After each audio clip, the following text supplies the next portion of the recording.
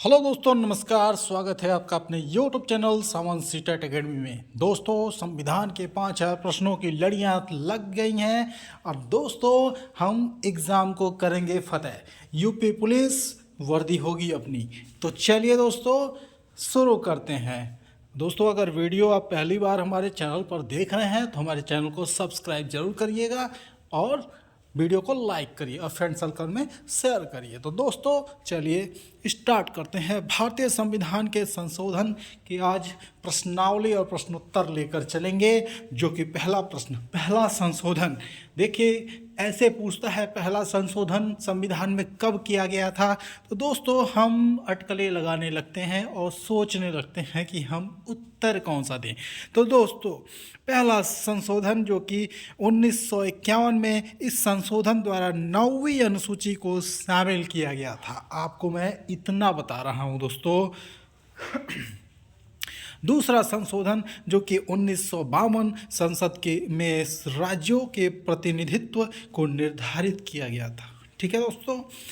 सातवां संशोधन 1956, इस संशोधन द्वारा राज्य को अ, ब, स और द वर्गों में विभाजित समाप्त कर उन्हें 14 राज्यों और 6 केंद्र शासित क्षेत्रों में विभक्त कर दिया गया।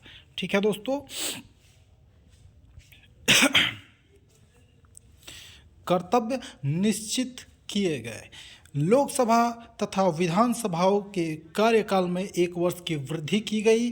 नीति निर्देशक तत्वों में कुछ नवीन तत्व जोड़े गए। ठीक है। इसके द्वारा शिक्षा, नापतोल, वन और जंगली जानवर तथा पक्षियों की रक्षा, ये विषय राज्य सूची से निकालकर समवर्ती सूची में रख दिए गए। यह व्यवस्था की गई कि अनुच्छेद 352 के अंतर्गत आपातकाल संपूर्ण देश में लागू किया जा सकता है या देश के किसी एक या कुछ भागों के लिए, जैसे क्षेत्र हो सकते हैं, राज्य हो सकते हैं, गांव हो सकता है, टाउन हो सकता है या कुछ एरिया हो सकता है। ठीक है दोस्तों। संसद द्वारा किए गए संविधान संशोधन को न्यायालय में चुनौती देने से वर्जित कर दिया गया। अगर संसद द्वारा किसी भी संविधान पर संशोधन कर दिया जाता है तो आप उसको न्यायालय में नहीं ले जा सकते हैं। 44वां संशोधन जो कि 1978 संपत्ति के मूलाधिकार को समाप्त करके इसे विधिक अधिकार बना दिया गया, जो कि कानूनी अधिकार बोला जाता है। लोकसभा तथा राज्यसभा विधानसभाओं की अवधि पुनः 5 वर्ष कर दी गई। ये ध्यान देना है आपको। ठीक है। राष्ट्रपति, उपराष्ट्रपति, प्रधानमंत्री और लोकसभा अध्यक्ष के चुनाव विवादों की सुनवाई का अधिकार पुनः सर्वोच्च तथा उच्च न्यायालय को ही दे दिया गया। मंत्रिमंडल द्वारा राष्ट्रपति को जो भी परामर्श दिया जाएगा, राष्ट्रपति मंत्रिमंडल को उस पर दोबारा विचार करने के लिए कह सकेंगे। लेकिन पुनर्विचार के बाद मंत्रिमंडल राष्ट्रपति को जो भी परामर्श देगा, राष्ट्रपति उस परामर्श को अनिवार्यतः स्वीकार करेंगे। ठीक है। व्यक्ति के जीवन और स्वतंत्रता के अधिकार को शासन के द्वारा आपातकाल में भी स्थगित या सीमित नहीं की जा सकता आदि। ठीक है। चलिए 52वां संशोधन देखते हैं जो कि 1985 में इस संशोधन द्वारा संविधान में 10वीं अनुसूची जोड़ दी गई। इसके द्वारा राजनीतिक दल बदल पर कानून रोक लगाने की चेष्टा की गई। ठीक। 55वां संशोधन जो कि 1986 में अरुणाचल प्रदेश को भारतीय संघ के अंतर्गत राज्य का दर्जा प्रदान कर दिया गया। ठीक है। 56वां संशोधन जो कि 1987, इसमें गोवा को पूर्ण राज्य का दर्जा देने तथा दमन व दीव को नया संघीय क्षेत्र बनाने की व्यवस्था है। दोस्तों, दमन एवं दीव, ठीक है, दादर, ठीक है, और गोवा, इन सब का जो है, अगर कोई भी जैसे कोई भी सुनवाई करना होता है हाई कोर्ट, तो इनका हाई कोर्ट कहाँ पे है? मुंबई में है। इनका जो है सुनवाई कहाँ होता है? मुंबई में होता है। इस चीज़ को आप नोट बना लीजिएगा। 61वां संशोधन जो कि 1989 मताधिकार के लिए न्यूनतम आवश्यक आयु 21 वर्ष से घटाकर 18 वर्ष कर दी गई। ठीक है। और 65वां संशोधन जो कि 1990 जिसको 1990 अनुसूचित जाति तथा जनजाति आयोग के गठन की व्यवस्था की गई। ठीक है। 69वां संशोधन जो कि 1991 दिल्ली का नाम राष्ट्रीय राजधानी राज्य क्षेत्र दिल्ली जिसको 1991 का संशोधन बोलते हैं, जो कि दिल्ली का नाम राष्ट्रीय राजधानी राज्य क्षेत्र दिल्ली किया गया तथा इसके लिए 70 सदस्यीय, ठीक है, सदस्यीय विधानसभा तथा 7 संसदीय मंत्रिमंडल के गठन का।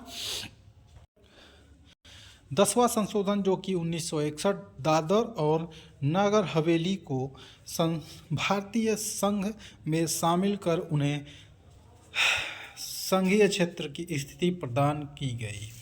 12वां संशोधन जो 1962 में किया गया, गोवा दमन दीव को भारतीय संघ में एकीकरण किया गया।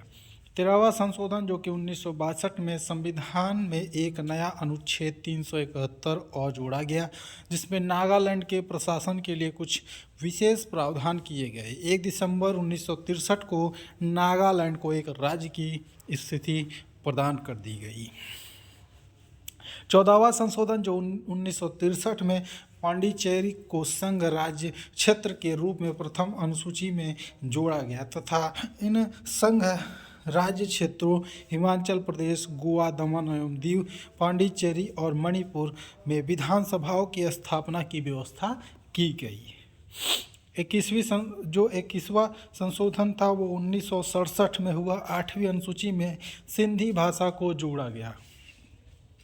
22वां संशोधन जो कि 1968 संसद को मेघालय को एक स्वतंत्र राज्य के रूप में स्थापित करने तथा उसके लिए विधानमंडल और मंत्रिपरिषद का उपबंध करने की शक्ति प्रदान की गई। 24वां संशोधन जब किया गया वो 1971 में, जो कि संसद को मौलिक अधिकारों सहित संविधान के किसी भी भाग में संशोधन का अधिकार दिया गया। 27वां संशोधन जो कि 1971 उत्तरी पूर्वी क्षेत्र के 5 राज्यों तत्कालीन असम, नागालैंड, मेघालय, मणिपुर व त्रिपुरा तथा 2 संघीय क्षेत्रों मिजोरम और अरुणाचल प्रदेश का गठन किया गया तथा इसमें समन्वय और सहयोग के लिए एक पूर्वोत्तर सीमांत परिषद की स्थापना की गई। 31वां संशोधन जो कि 1974 लोकसभा का अधिकतम सदस्य जो संख्या 547 निश्चित की गई। इनमें से 545 निर्वाचित जो कि 2 राष्ट्रपति द्वारा मनोनीत होंगे। 36वां संशोधन जो कि 1975 सिक्किम को भारतीय संघ में संघ के 22वें राज्य के रूप में प्रवेश प्रदान किया गया। ठीक है। 37वां संशोधन जो कि 1975 अरुणाचल प्रदेश में व्यवस्थापिका तथा मंत्री परिषद की स्थापना की गई। 22वां संशोधन जो कि 1976 इसे लघु संविधान मिनी कॉन्स्टिट्यूशन की संज्ञा प्रदान की गई है। इसके द्वारा संविधान की प्रस्तावना और धर्मनिरपेक्ष, समाजवादी और अखंडता शब्द जोड़े गए हैं। ठीक है। इसके द्वारा अधिकारों के साथ कर्तव्यों की व्यवस्था करते हुए नागरिकों को 10 मूल अधिकार प्राप्त किए। 70वां संशोधन जो 1992 दिल्ली तथा पांडिचेरी संघ राज्य क्षेत्रों को विधानसभाओं के सदस्यों को राष्ट्रपति को निर्वाचन मंडल में शामिल करने का प्रावधान किया गया। 71वां संशोधन जो कि 1992 3 और भाषाओं को कोंकणी, मणिपुरी और नेपाली को संविधान की 8वीं अनुसूची में सम्मिलित किया गया।